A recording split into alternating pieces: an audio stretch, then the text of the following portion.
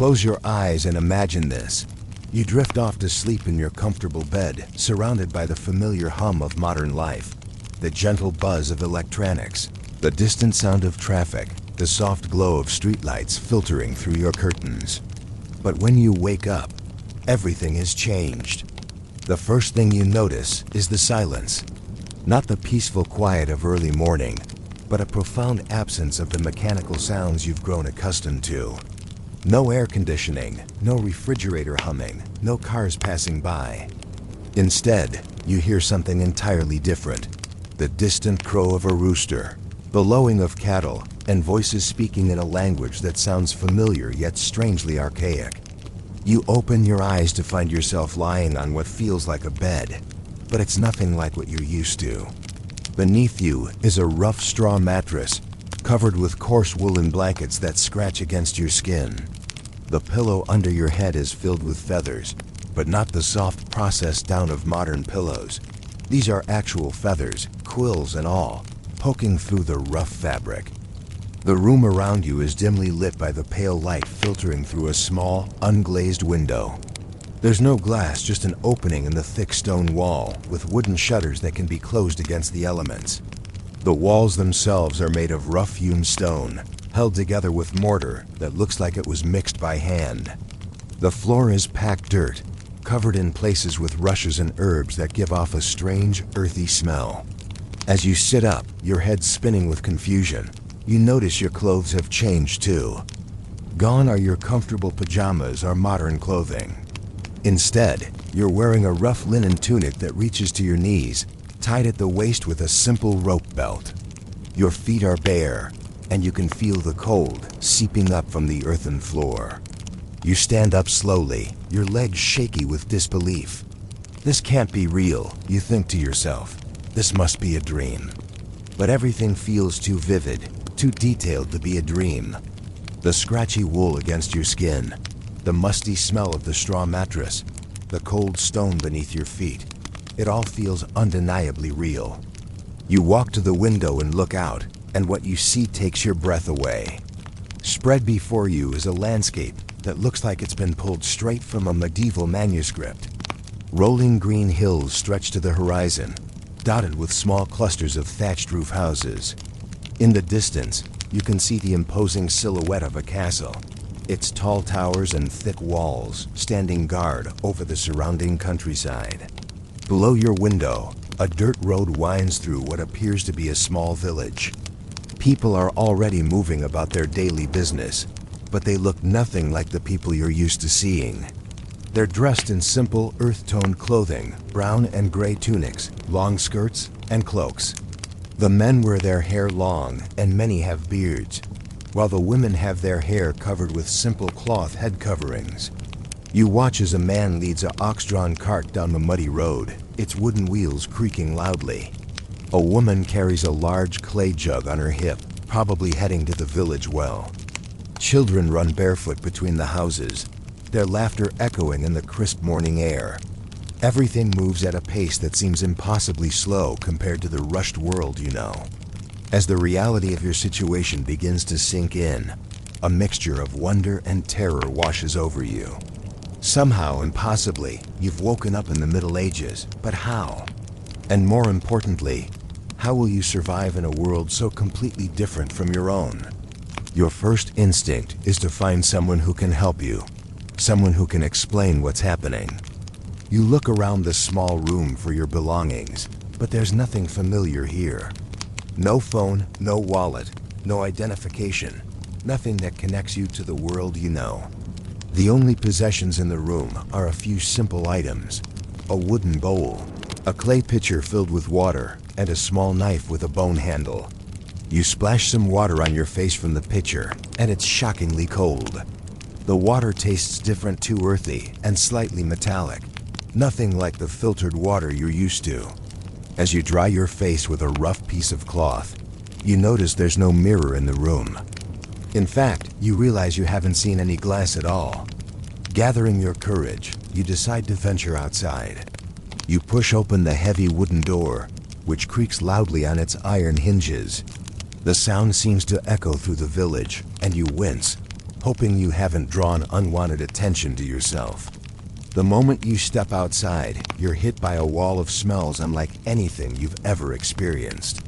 It's not unpleasant, exactly, but it's overwhelming in its intensity. You can smell wood smoke from cooking fires, the earthy scent of animals, the sweet smell of hay and grain, and underneath it all, the unmistakable odor of human habitation without modern sanitation. The ground beneath your feet is uneven and muddy, despite the fact that it hasn't rained recently. You quickly realize that this mud is a mixture of dirt, animal waste, and other organic matter that you'd rather not think about too closely. You're grateful for the rushes and herbs scattered on the ground, which help mask some of the stronger odors. As you walk down what appears to be the main street of the village, people begin to notice you.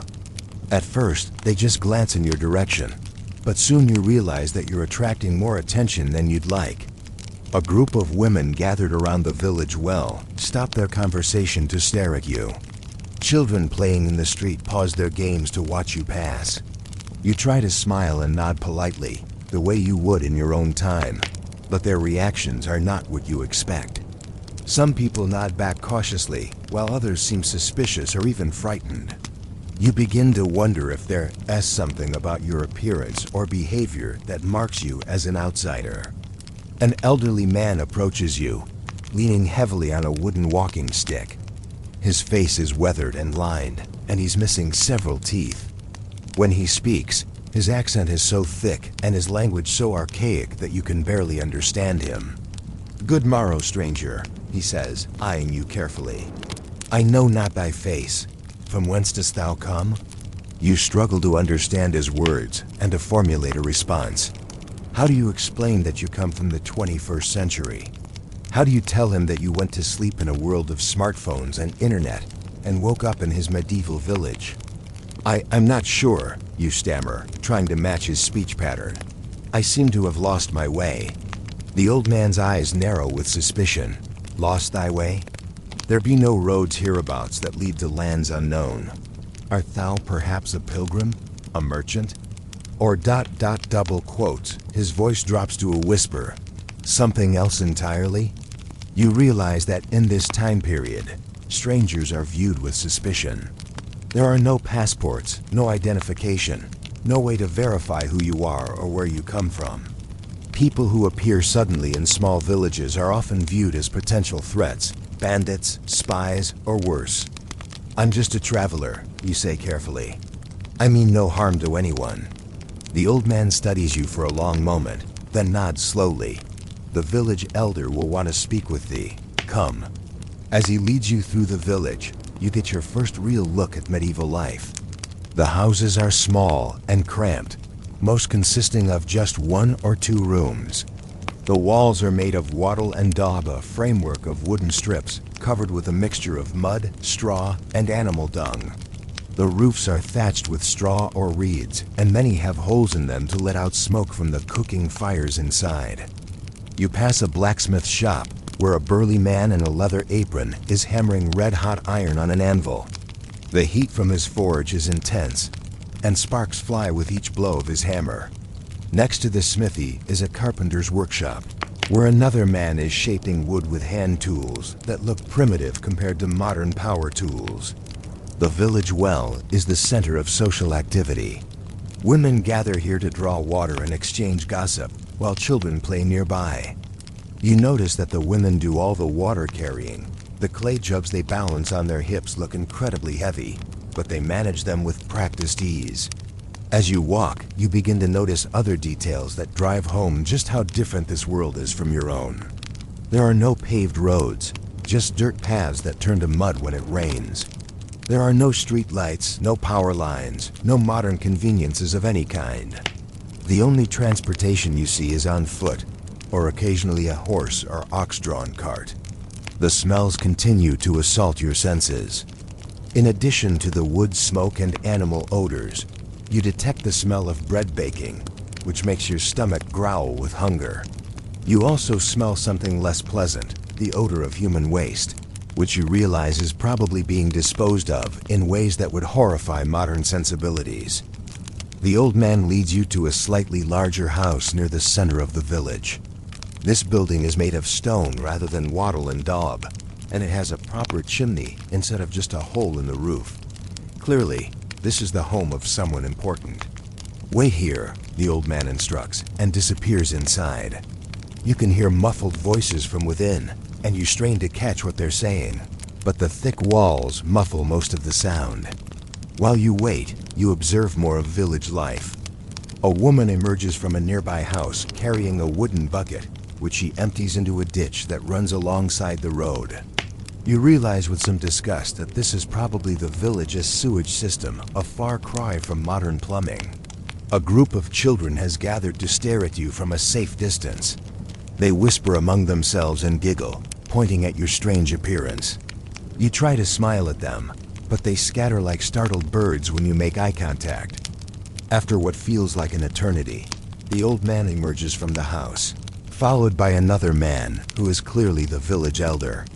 This man is perhaps 50 years old, which you realize is quite elderly for this time period.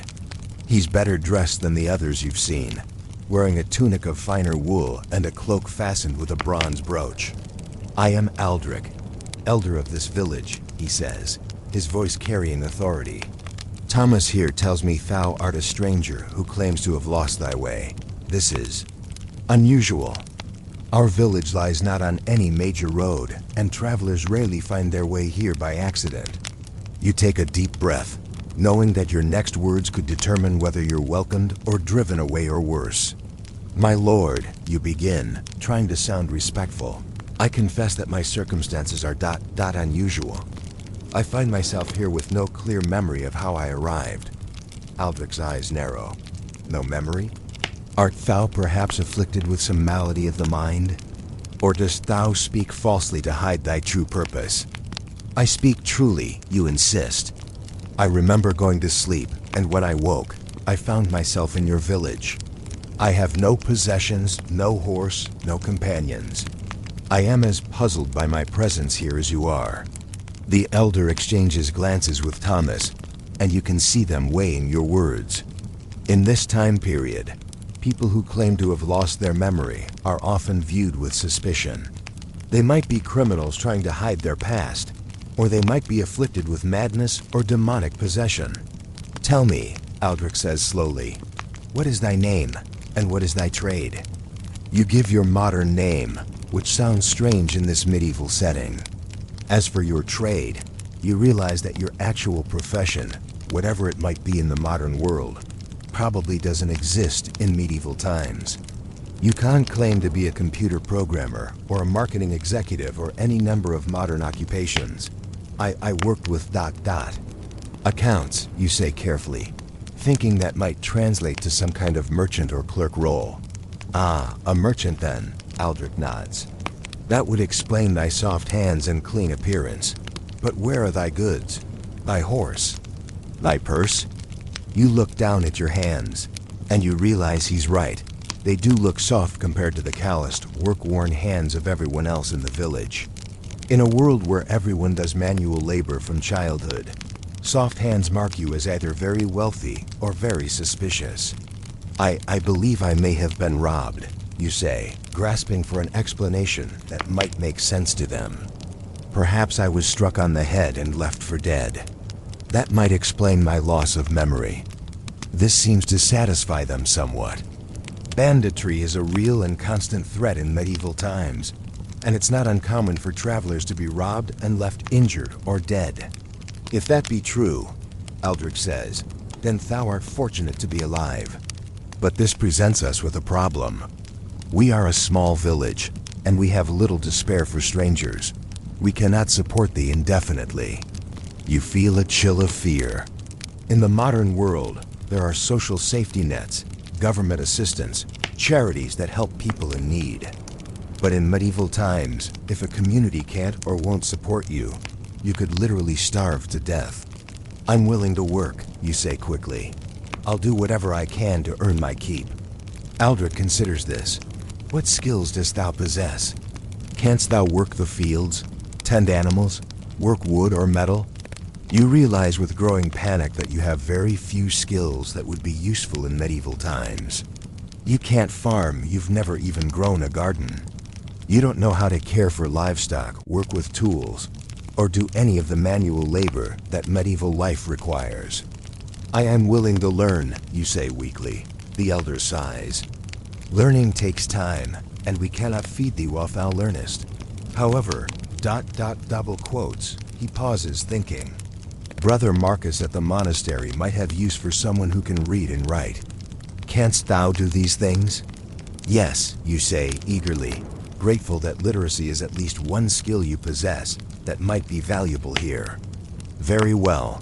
Thou mayest stay in the village for 3 days while we send word to the monastery.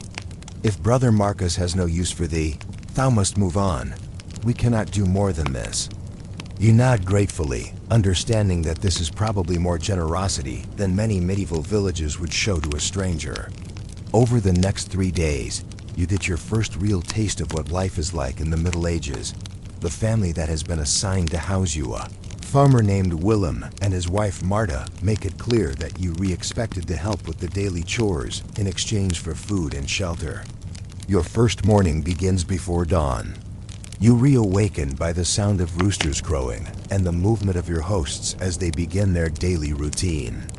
There are no alarm clocks, no electric lights to flip on people. Simply wake when the sun rises and go to sleep when it sets. Marta hands you a wooden bowl containing what appears to be porridge made from oats or barley. It's thick and bland, with no sugar or milk to improve the taste. This, you realize, is probably the most substantial meal you'll get all day. In medieval times, most people eat only 2 meals: a light breakfast and a larger meal in the late afternoon. After breakfast, Willem leads you out to help with the morning chores. Your first task is to help milk the cows, but you quickly discover that you have no idea how to do this.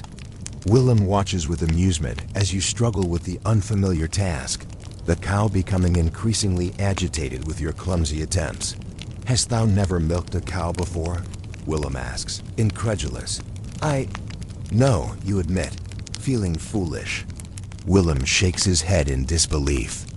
In his world, milking cows is such a basic skill that even small children can do it.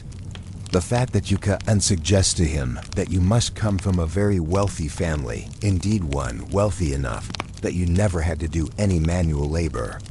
Next, you're assigned to help feed the chickens and collect eggs. This seems simple enough until one of the roosters decides you're a threat and attacks you, pecking at your legs and flapping its wings aggressively. You retreat in panic while Willem and his young son laugh at your predicament. The physical demands of medieval life quickly become apparent. Everything requires manual labor. Water must be carried from the well. Wood must be chopped for the fire. Grain must be ground by hand. Your modern, sedentary lifestyle has left you completely unprepared for this level of physical activity. By midday, your hands are blistered from unfamiliar work. Your back aches from bending and lifting, and you're exhausted in a way you've never experienced before. And this is just the beginning. Willem and his family will work like this from dawn to dusk, every day, for their entire lives. The food situation is particularly challenging. The midday meal consists of bread, cheese, and ale, because the water isn't safe to drink. The bread is dark and coarse, made from whatever grains are available, and it's often mixed with sawdust or other fillers to make it go further. The cheese is strong and salty, nothing like the mild processed cheeses you're used to. You quickly learn that food is never wasted in medieval times. Every scrap is saved, every bone is boiled for soup. Every piece of stale bread is turned into porridge or fed to the animals. The concept of throwing away food is completely foreign to these people, who live constantly on the edge of hunger. The afternoon brings new challenges. You're sent to help in the fields, where the work is backbreaking. Without modern machinery, everything must be done by hand planting, weeding, harvesting. You struggle to keep up with the other workers, who move with the efficiency that comes from a lifetime of practice. The social dynamics of the village also become clearer. There's a strict hierarchy with the village elder at the top, followed by the more prosperous farmers, then the craftsmen, and finally the laborers and servants. Everyone knows their place, and stepping outside your assigned role is not tolerated. You also begin to understand the role of the church in medieval life. Religion isn't just something people do on Sundays. It permeates every aspect of daily life. People cross themselves before meals, mutter prayers while working, and structure their entire worldview around Christian teachings. The evening meal is the main meal of the day, but it's still simple by modern standards. Tonight it's a stew made from vegetables, grains, and a small amount of meat, probably pork or chicken. The meat is tough and grisly, nothing like the tender cuts you're used to, but you're so hungry that you eat it gratefully. As darkness falls, the family gathers around the fire. There's no electric lighting, of course, so once the sun sets, the only illumination comes from the fire and perhaps a few candles made from animal fat. The smell of these tallow candles is unpleasant, nothing like the pleasant scented candles of modern times. The evening is spent in simple activities, mending clothes, sharpening tools, telling stories. There are no books except perhaps a Bible or prayer book, no newspapers, no entertainment beyond what people can create for themselves. Children learn by watching and imitating their parents, not by going to school. As you lie down on your straw mattress that night, your body aching from the day's labors, you begin to truly appreciate the magnitude of the change in your circumstances. Every comfort you've taken for granted, hot showers, comfortable beds, abundant food, entertainment, medical care has vanished. You're living at the most basic level of human survival, and you're not sure you're equipped for it. On the third day, a messenger arrives from the monastery with word that Brother Marcus is indeed willing to meet with you. The monastery is about a day's walk from the village, and Willem has agreed to escort you there, partly out of kindness and partly to ensure that you actually leave the village as promised. You set out early in the morning, carrying your few possessions in a rough cloth bundle. The journey gives you your first real look at the medieval countryside, and it's both beautiful and harsh. The landscape is more wild than you're used. There are vast forests that stretch to the horizon, broken by small clearings where villages have carved out farmland. The road, such as it is little more than a dirt track. It's rutted from cartwheels and horse hooves, and in places it's so muddy that you sink up to your ankles. You begin to understand why travel was so difficult in medieval times, and why most people rarely ventured far from their home villages. Along the way, you encounter other travelers, a merchant with a pack train of mules, a group of pilgrims heading to a distant shrine, a nobleman and his retinue traveling on horseback. Each group eyes the others warily, and Willem keeps his hand on the knife at his belt. The roads are dangerous, and bandits are a constant threat. You also see evidence of the feudal system that governs medieval society. The land is divided into manors, each controlled by a lord who owes allegiance to a higher lord, and so on up to the king. The peasants who work the land are bound to it. They can't leave without their lord's permission, and they owe him a portion of their crops and their labor. As you walk, Willem tells you about the monastery you're heading to. It's a Benedictine house, he explains, founded about 50 years ago by a nobleman who wanted to secure his place in heaven. The monks follow the rule of Saint Benedict, which emphasizes prayer, work, and study. Brother Marcus is the scriptorium master, Willem explains. He oversees the copying of books and documents. If thou canst truly read and write, he may have work for thee. The monastery comes into view in the late afternoon, a collection of stone buildings surrounded by a high wall. It's impressive in its solidity and permanence, clearly built to last for centuries. As you approach the gates, you can hear the sound of bells calling the monks to prayer. A porter at the gate greets Willem and asks your business. After a brief conversation, you're admitted into the monastery grounds. The contrast with the village is striking. Everything here is clean, orderly, and well maintained. The buildings are made of carefully cut stone, the paths are paved, and there are even gardens with flowers and herbs. Brother Marcus turns out to be a middle-aged monk with intelligent eyes and ink-stained fingers. He examines you carefully as Willem explains your situation, and then asks you to demonstrate your literacy by reading from a Latin text. This presents a new challenge. While you can read English perfectly, your Latin is limited to a few phrases you might remember from school.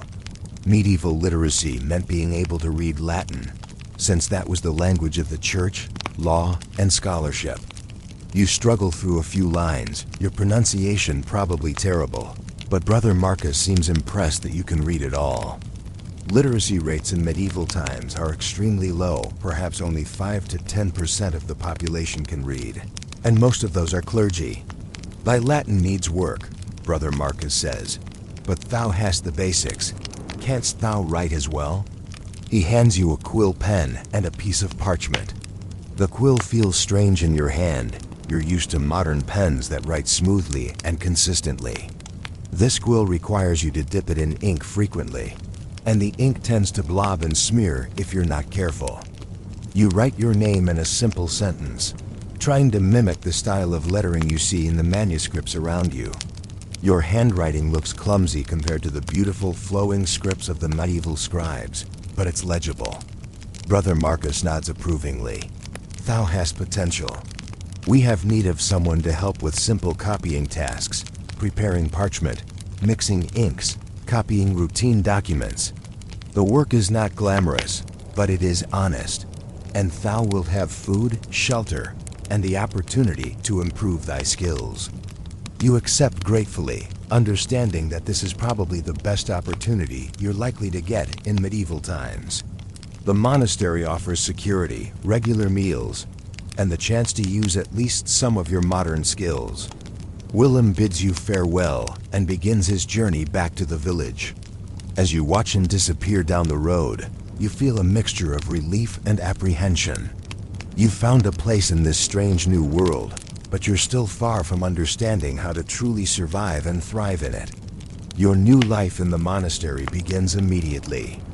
Brother Marcus assigns you a small cell, a tiny room with just enough space for a narrow bed, a small table, and a wooden chest for your few possessions.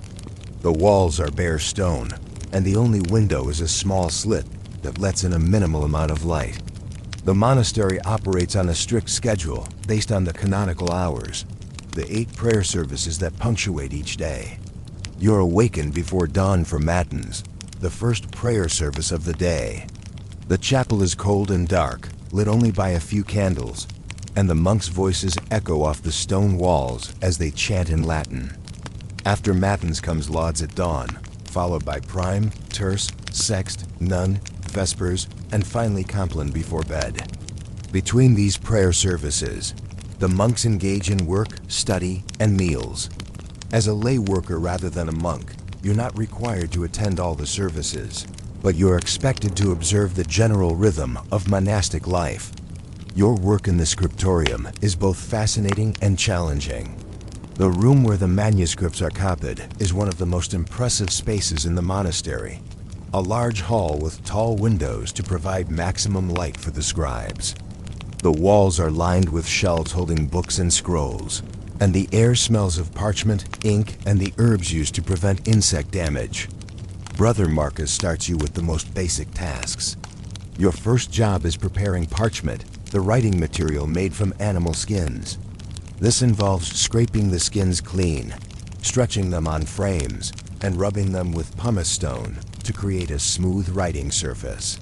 It's tedious, smelly work, but it gives you an appreciation for how precious books are in this time period. Each sheet of parchment represents the skin of an animal, usually a sheep, goat, or calf.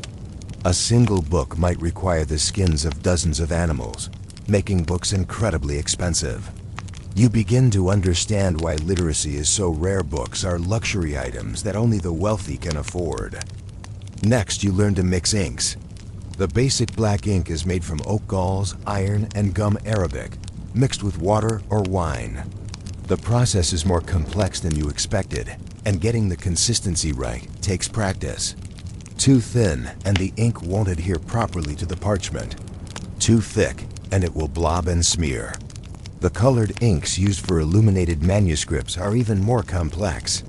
Red ink might be made from cinnabar or red lead, blue from lapis lazuli, and gold from actual gold leaf.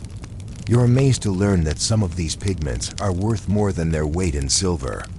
Your first attempts at copying are disasters.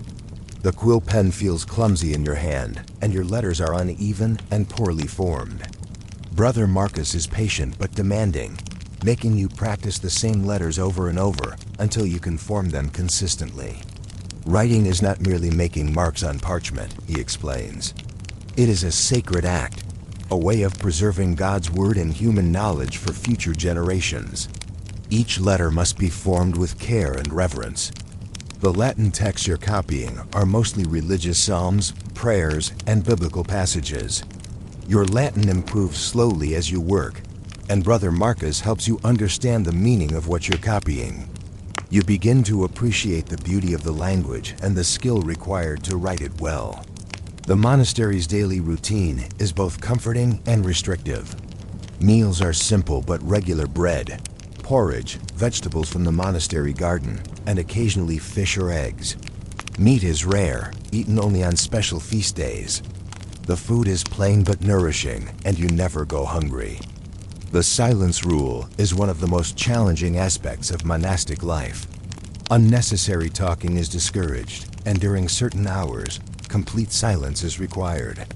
Communication is done through a complex system of hand gestures, which you slowly learn.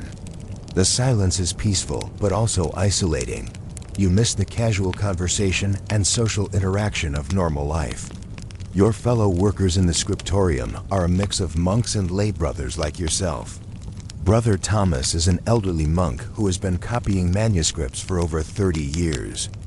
His handwriting is so beautiful that it looks like art, and he's working on an illuminated psalter that will take him 2 years to complete.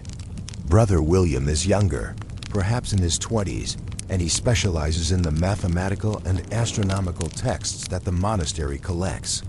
He's fascinated by your claim to come from far away, and he peppers you with questions about the lands you've supposedly traveled through. You have to be careful in these conversations. Your knowledge of geography is based on modern maps and information that doesn't exist in medieval times. You can't mention countries that haven't been discovered yet, or refer to scientific knowledge that won't be developed for centuries. The monastery library is a revelation. It contains perhaps 200 books, a vast collection by medieval standards. Most are religious texts, but there are also works on medicine, astronomy, mathematics, and classical literature. You're amazed to see copies of works by Aristotle, Plato, and other ancient authors, preserved through the Dark Ages by monks like these. Brother Marcus notices your fascination with the books and begins to give you access to more advanced texts. You're particularly interested in the medical manuscripts, which contain a mixture of practical knowledge and superstition. Some of the remedies are surprisingly effective willow bark for pain, or honey for wound treatment. Others are based on the theory of the four humors, or astrological influences, and would be considered quackery by modern standards. As winter approaches, life in the monastery becomes more challenging. The stone buildings are cold and drafty, and there's no central heating. The only warmth comes from small fires in the common areas, and everyone wears multiple layers of wool clothing. Your cell is so cold that you can see your breath in the morning, and the ink sometimes freezes in the inkwells. The shorter days mean less light for copying work, and the scriptorium operates on a reduced schedule. Candles are expensive and give off poor light for detailed work, so most copying is done during the daylight hours. Despite the hardships, you begin to find a rhythm in monastic life. The predictable routine is comforting after the chaos of your arrival in this time period. You're learning valuable skills, you have food and shelter, and you're surrounded by books and learning. For someone displaced in time, you could have done much worse. As the months pass, you begin to understand that medieval life is not just uncomfortable, it can be genuinely dangerous. Your first real scare comes when you fall ill with what seems like a simple cold. In the modern world, this would be a minor inconvenience, but in medieval times, even minor illnesses can be life-threatening. The monastery's infirmarian, Brother Peter, examines you with concern, Medieval medicine is a mixture of practical knowledge, religious belief, and complete superstition. Brother Peter checks your pulse and examines your urine, then consults his medical text to determine the cause of your illness. According to medieval medical theory, illness is caused by an imbalance of the four humors: blood, phlegm, yellow bile, and black bile. Your symptoms suggest an excessive phlegm, so Brother Peter prescribes a treatment designed to restore balance. This involves bloodletting, a diet of warming foods, and herbal remedies. The bloodletting is a terrifying experience. Brother Peter applies several leeches to your arm and allows them to feed until they re-engorged with your blood. The theory is that this will remove the corrupted humors causing your illness, but the reality is that it weakens you further. Fortunately, your illness turns out to be minor, and you recover despite the medieval treatment rather than because of it. But the experience gives you a sobering reminder of how precarious life is in this time period. There are no antibiotics, no modern surgical techniques, no understanding of germs or infection. A simple cut can become infected and kill you, and diseases that are easily treatable in modern times are often fatal. The monastery's location also exposes you to the political turmoil of medieval times. The region is part of a larger kingdom, but the king's authority is often challenged by powerful nobles who control their own armies. News travels slowly, usually carried by merchants or pilgrims, and it's often weeks old by the time it reaches the monastery. One day, a group of armed men arrives at the monastery gates. They're soldiers in the service of a local lord who's in conflict with a neighboring baron. They demand food and shelter, and while they don't explicitly threaten violence, the implication is clear: the monastery will provide what they want or face the consequences. Brother Marcus and the abbot handle the situation diplomatically, providing the soldiers with food and allowing them to camp outside the monastery walls. But you can see the fear in the monks' eyes.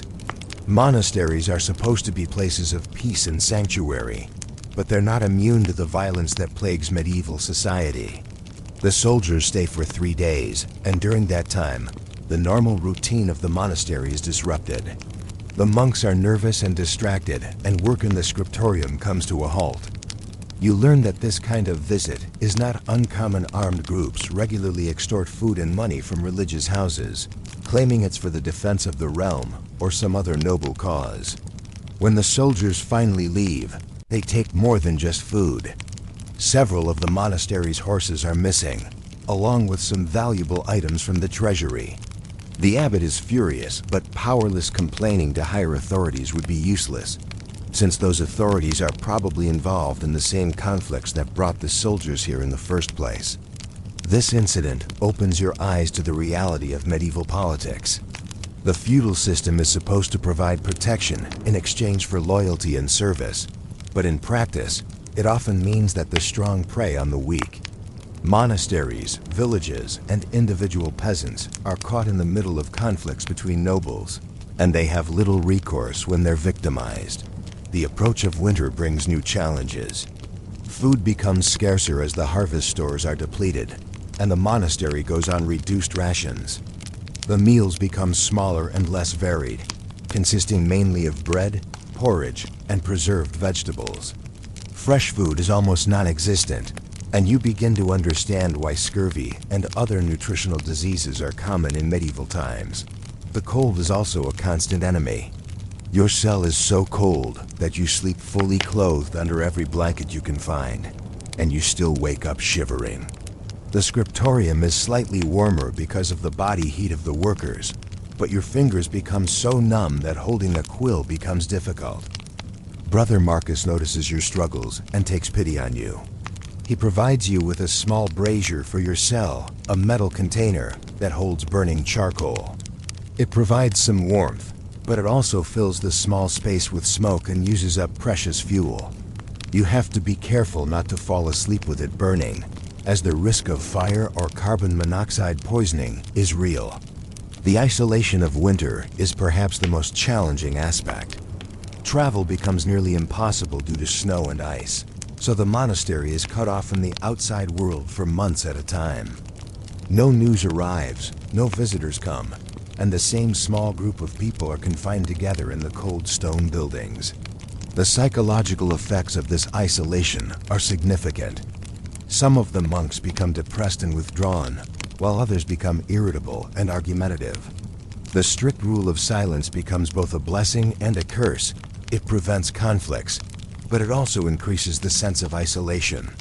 You find yourself longing for the simple pleasures of modern life: a hot shower, a warm room, a varied diet, the ability to communicate instantly with people around the world. The medieval world, for all its spiritual richness and community bonds, is a harsh and unforgiving place. Spring arrives slowly, and with it comes a renewal of life and activity at the monastery. The snow melts, revealing a landscape that has been transformed by winter's harsh grip. The monastery gardens, which had been dormant under layers of snow, begin to show the first green shoots of new growth. Your role in the scriptorium has evolved over the winter months. Brother Marcus has been impressed with your progress, and you've graduated from simple copying tasks to more complex work. You're now trusted to copy important documents, and your Latin has improved to the point where you can understand most of what you're writing.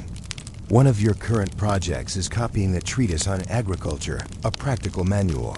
That will be sent to another monastery to help them improve their farming techniques. As you work on this text, you're struck by how different medieval agriculture is from modern farming. Everything is done by hand or with simple tools pulled by oxen.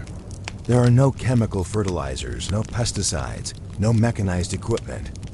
The agricultural calendar dominates medieval life in a way that's hard for modern people to understand. Every activity is timed according to the seasons and the phases of the moon. Planting, harvesting, breeding animals, even cutting hair, all are done according to traditional timing that has been passed down for generations. As spring progresses, the monastery becomes busier. Pilgrims begin to arrive again, seeking shelter on their way to distant shrines. Merchants pass through, carrying news from other regions and exotic goods from far-off lands. The isolation of winter gives way to a renewed connection with the wider world. One group of pilgrims brings disturbing news. There are reports of a plague outbreak in a city several days' journey to the south. The disease is spreading rapidly, killing rich and poor alike. The pilgrims speak of entire families dying within days, of bodies piling up in the streets, because there aren't enough living people to bury the dead. This news sends a chill through the monastery. Plague is one of the greatest fears of medieval people, and with good reason. The Black Death, which will devastate Europe in the 14th century, is still in the future, but smaller plague outbreaks are common. With no understanding of how disease spreads and no effective treatments, communities are helpless when plague strikes. Brother Peter, the infirmarian, takes immediate precautions. He prepares herbal remedies that are believed to ward off plague mixtures of garlic, wormwood, and other strong-smelling plants. He also instructs everyone to carry small bags of herbs and to avoid contact with strangers who might be carrying the disease. The monastery gates are closed to all but essential visitors, and those who are admitted are examined carefully for signs of illness. The atmosphere becomes tense and fearful as everyone waits to see if the plague will reach their isolated community. Fortunately, the outbreak seems to burn itself out before reaching the monastery. But the experience gives you another sobering reminder of how precarious life is in medieval times. Disease can strike without warning, and when it does, there's little that medieval medicine can do to stop it. Summer brings its own challenges and opportunities. The longer days mean more time for copying work, and the scriptorium operates at full capacity. You're now working on increasingly important projects, including a beautiful illuminated psalter that will be presented to a wealthy patron. The art of illumination is something that fascinates you. The monks who specialize in this work are true artists, creating intricate designs and miniature paintings that rival anything produced in modern times. They work with brushes made from single hairs, applying gold leaf and precious pigments with incredible precision.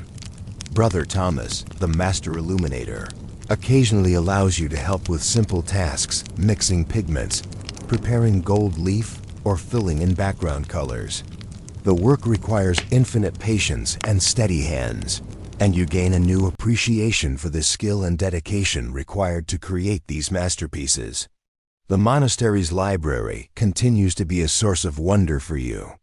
You've been given access to more texts, including some that contain knowledge that seems remarkably advanced for the time period.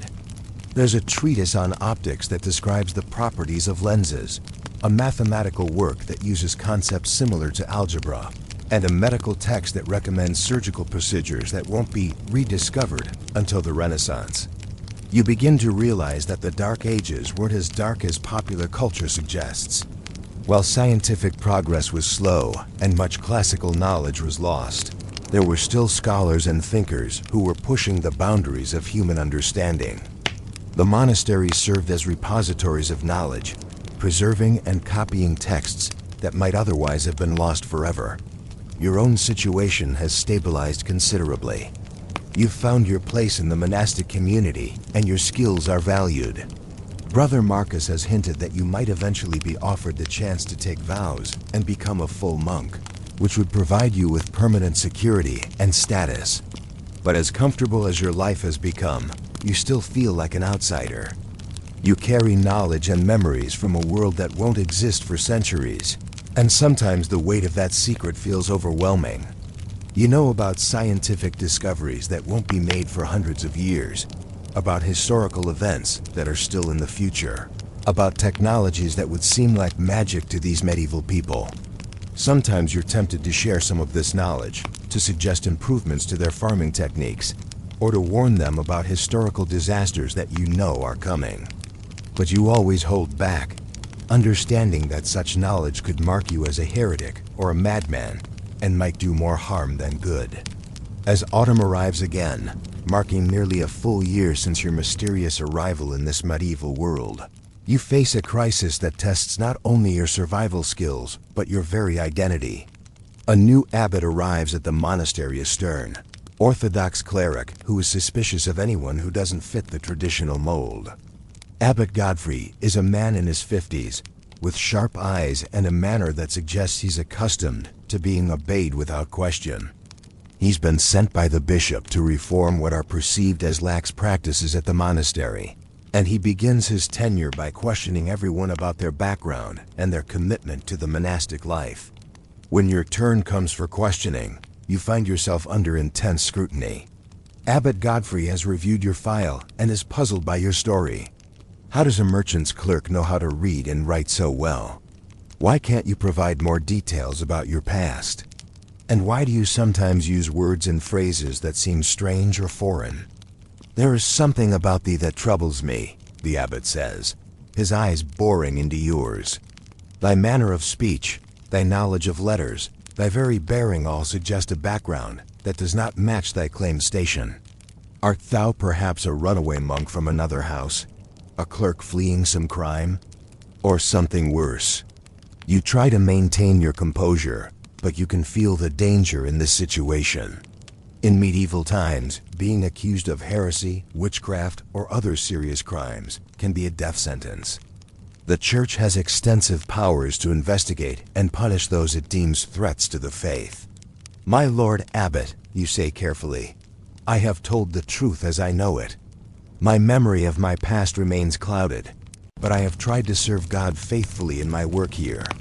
Memory can be a convenient excuse, Abbot Godfrey replies coldly, but God sees all, and truth will out. I have decided to test thy faith and thy honesty through trial. The trial he proposes is an ordeal by fire, a medieval method of determining guilt or innocence by subjecting the accused to a dangerous test. The theory is that God will protect the innocent and allow the guilty to be harmed. You're to carry a red-hot iron bar for a specified distance, and if your hands heal cleanly within 3 days, you'll be declared innocent. The prospect terrifies you. You know that ordeals by fire are essentially torture, and that the results are often predetermined by the expectations of those conducting the test. Even if you survive, you could be permanently maimed. Brother Marcus tries to intervene on your behalf, arguing that you've proven your worth through your work and your conduct. But Abbot Godfrey is unmoved. He sees your case as an opportunity to demonstrate his authority and his commitment to orthodox practices. The night before the ordeal, you lie awake in your cell, contemplating your options. You could try to flee the monastery, but where would you go? As a stranger with no family or connections, you'd be vulnerable to bandits, wild animals, and the harsh elements. You could try to convince the abbot of your innocence through argument, but he seems to have already made up his mind. In the end, you decide to submit to the ordeal, hoping that somehow you'll survive it. The alternative, being branded as a heretic or criminal, would be even worse. The ordeal takes place in the monastery courtyard, with all the monks and lay workers gathered to witness it. A fire has been built, and an iron bar has been heated until it glows red hot.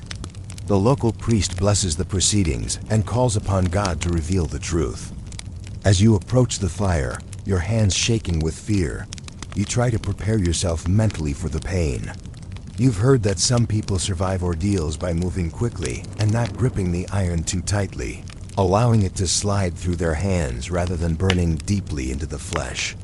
But just as you're about to grasp the iron, there's a commotion at the monastery gates. A messenger has arrived with urgent news. The bishop himself is coming to visit the monastery, and he'll arrive within the hour. Abbot Godfrey is forced to postpone the ordeal until after the bishop's visit. This unexpected reprieve gives you time to think, and you realize that your only hope lies in appealing directly to the bishop, a man who might be more reasonable than the zealous abbot. When Bishop Edmund arrives, he's accompanied by a small retinue of clerks and guards. He's an elderly man with a scholarly demeanor, and you learn that he's known for his learning and his relatively moderate views on church doctrine. During the formal dinner that evening, you manage to catch the bishop's attention by demonstrating your knowledge of Latin and your skill in copying manuscripts. Bishop Edmund is impressed by the quality of your work and questions you about your background. This time, you decide to take a calculated risk. Instead of claiming complete memory loss, you tell the bishop that you a scholar from a distant land who was traveling to study at various monasteries when you were attacked by bandits and left for dead. This explains your knowledge and skills while still accounting for your mysterious appearance. Bishop Edmund seems intrigued by your story and questions you about scholarly practices in your supposed homeland. You draw on your knowledge of other medieval cultures to provide plausible answers, describing educational methods that existed in the Byzantine Empire or the Islamic world. The bishop is particularly interested when you mention certain mathematical concepts that are just beginning to be introduced to Western Europe through contact with Islamic scholars. Your knowledge of these ideas, while basic by modern standards, is advanced for this time and place. This man is clearly a scholar, Bishop Edmund tells Abbot Godfrey. His knowledge and skills are valuable to the church.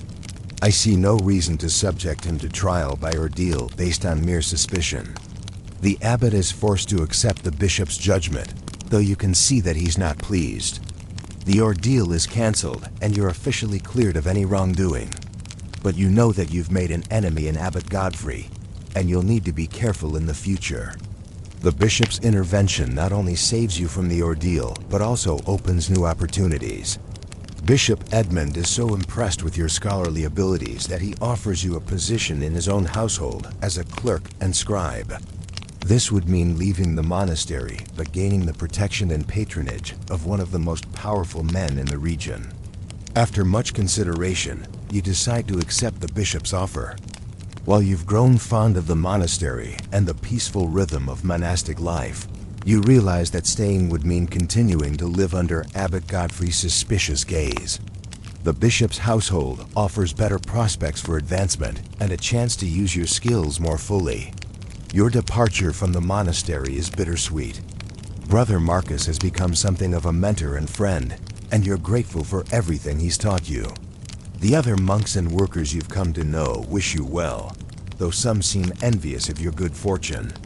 Remember, Brother Marcus tells you as you prepare to leave, knowledge is a gift from God, but it must be used wisely. The world beyond these walls is full of temptations and dangers. Keep thy faith strong and thy purpose clear. The bishop's residence is in the cathedral city, a journey of several days from the monastery. Traveling with the bishop's retinue is a very different experience from your earlier travels. You're well protected, well fed, and treated with respect as a member of the bishop's household. The city itself is a revelation. After months in the small monastery and the tiny village where you first appeared, the city seems enormous and bustling with activity. The population is perhaps 10,000 people, tiny by modern standards, but one of the largest settlements in the region. The streets are narrow and winding, lined with houses that lean precariously over the roadway. The ground floors of many buildings house shops and workshops, while the upper floors serve as living quarters. The noise and smells are overwhelming, the clatter of cartwheels on cobblestones, the shouts of merchants hawking their wares, the sounds of craftsmen at work. The cathedral dominates the city, its tall spires visible from miles away. It's a magnificent example of Romanesque architecture, with thick walls, rounded arches, and elaborate stone carvings. The interior is vast and echoing, lit by hundreds of candles and filled with the smoke of incense. Your quarters in the bishop's palace are comfortable by medieval standards. A small room with a real bed, a writing desk, and even a small fireplace. You have access to the bishop's library, which is even more extensive than the monastery's collection, and you're expected to help with various administrative tasks. Your work involves copying important documents, maintaining records, and helping with correspondence. The bishop receives letters from all over Europe, from other bishops, from monasteries, from noble families, and occasionally from the papal court in Rome. Through these letters, you get a glimpse of the wider medieval world and the complex web of relationships that bind it together. You also assist with legal matters. The church has its own court system, separate from secular law, and it handles cases involving clergy, marriage disputes, and various moral issues. Your job is to record proceedings and help prepare legal documents. This work gives you insight into medieval law and justice, which are very different from modern concepts. Trial by ordeal is still common, as is trial by combat, the idea that God will ensure victory for the righteous party. Evidence and logical argument play a smaller role than divine judgment and social status. The city also exposes you to the darker sides of medieval life. Poverty is widespread, and visible beggars line the streets, and many people live in conditions that would be considered uninhabitable by modern standards. Crime is common, and the punishments are harsh. You witness public executions, floggings, and other brutal forms of justice that medieval society considers normal and necessary. Disease is also a constant presence. Without proper sanitation or understanding of hygiene, illness spreads quickly through the crowded city. You see people with obvious signs of malnutrition, skin diseases, and other ailments that would be easily treatable in modern times.